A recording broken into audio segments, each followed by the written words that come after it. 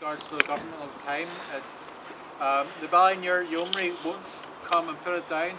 So Colonel Durham down in Belfast, he orders the Belfast military, the Belfast Yeomanry, and the military come up from Blair's camp. They come up here, they see how big a crowd's here. The thousands of people come to line the route, and they just have to stand and watch. But once the carriage comes to here, what the yeomen do is just stand on the outside ring and just shout obscenities and swear at William R as he's being laid to rest here, which is an absolute disgrace. And I don't think it actually happened today, something like that there. So we'll just go on now. That morning he was hanged. The coach didn't come from Belfast to give him another reprieve. So he wrote down his last dying words, which Alicia is now going to recite.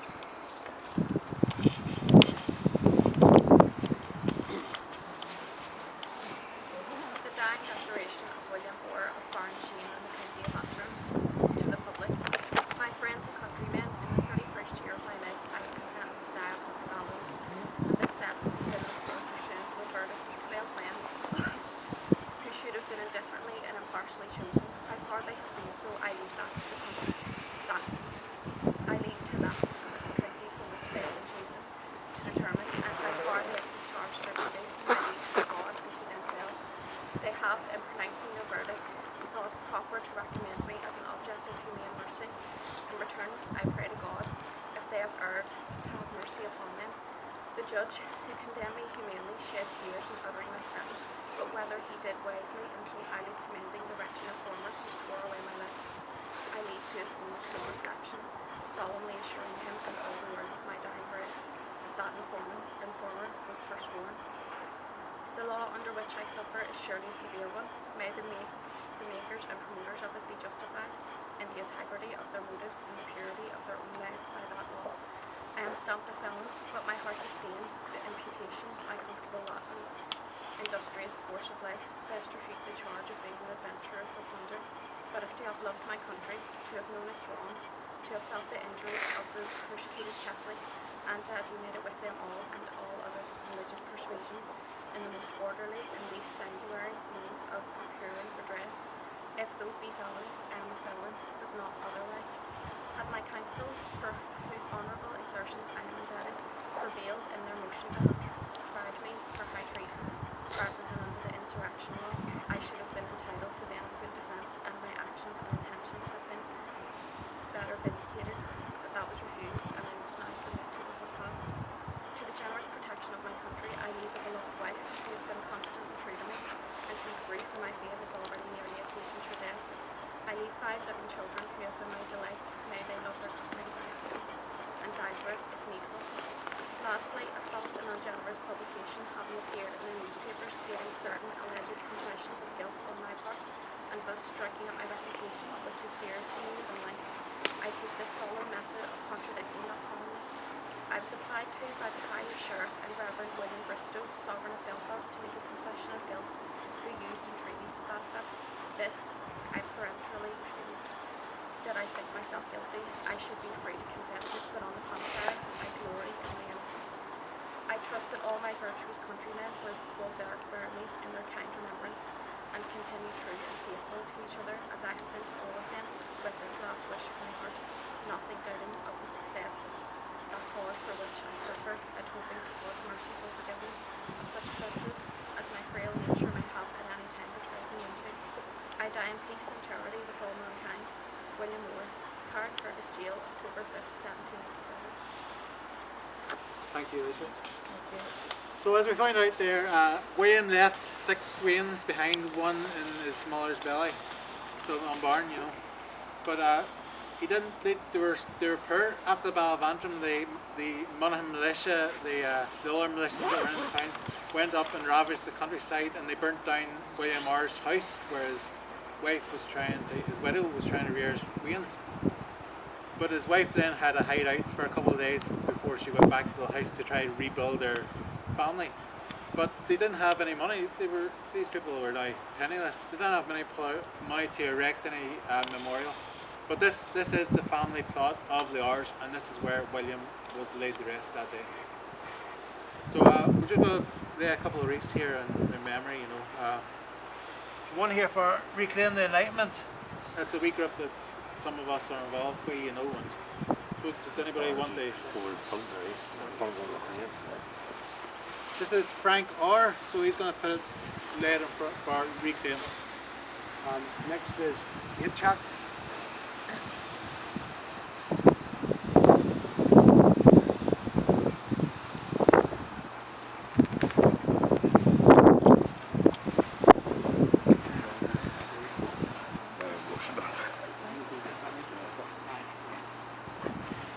Jeffrey Bird.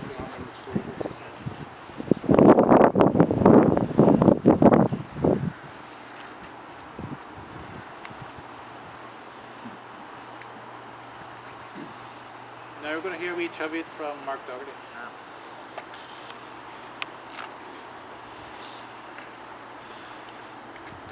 I glory in my innocence, and I die in peace and charity with all mankind.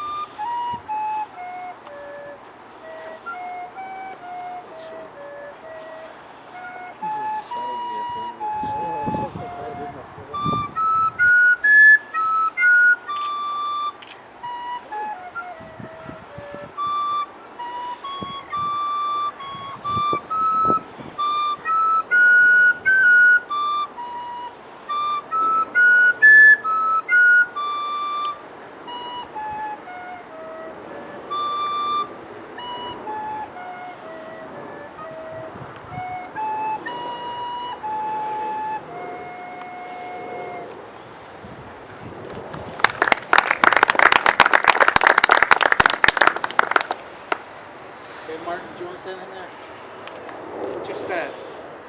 Just to conclude, just to remind everybody, this is the 225th anniversary of William Moore's execution.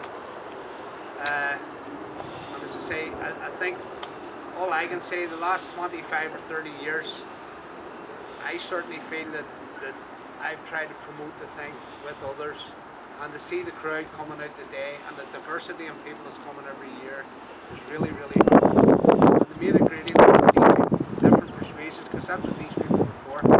Just, I think most of you would know the history of the plaque and that here, but there was a society, the William Moore Society, in the 1990s, coming up to the 200th anniversary of the United Irishmen. And it was very, very run by the Presbyterian Old Church here in Campbell-Patrick, and the Reverend Hoey, who I met as a councillor.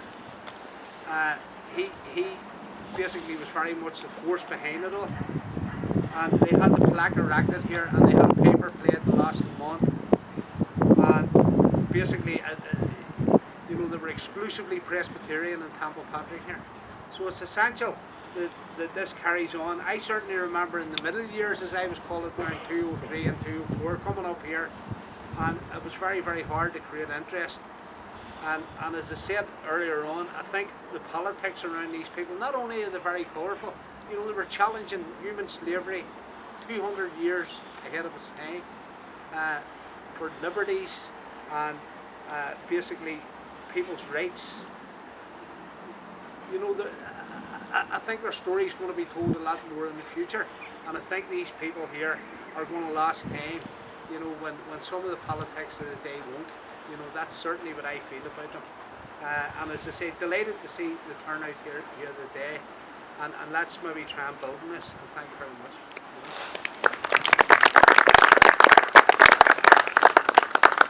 I suppose just to close, after the Battle of Antrim, 1798, the forces going back home to Belfast burnt Campbell-Patrick to the ground. Campbell-Patrick then, 20 years on, becomes the Orange Order infiltrates the town, puts lodges in the town, and everybody, well, Jimmy Hope says that everybody then becomes Orangemen, and he isn't able to live in it anymore, and he moves then to Belfast. But that's really it. Thank you everybody for coming out. And there's tea and coffee just out in my boot there. You know, you're all welcome.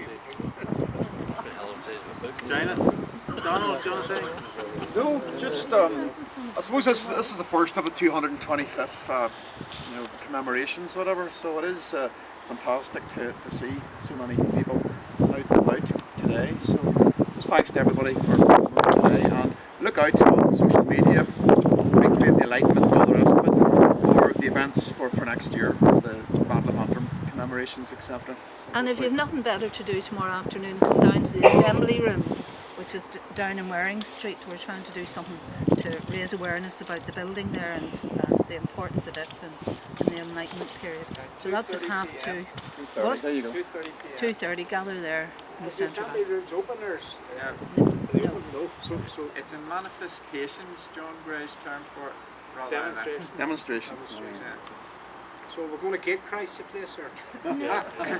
We've got No, we just raise four awareness. harbours going to be there, and a few demonstrations, few speeches and stuff like that. Be good time. For anybody not sure that, that's just past St. Don's on the corner there. At Donegal Street, isn't it? We mean at Rosebery Street, Presbyterian Church. Anybody any questions or any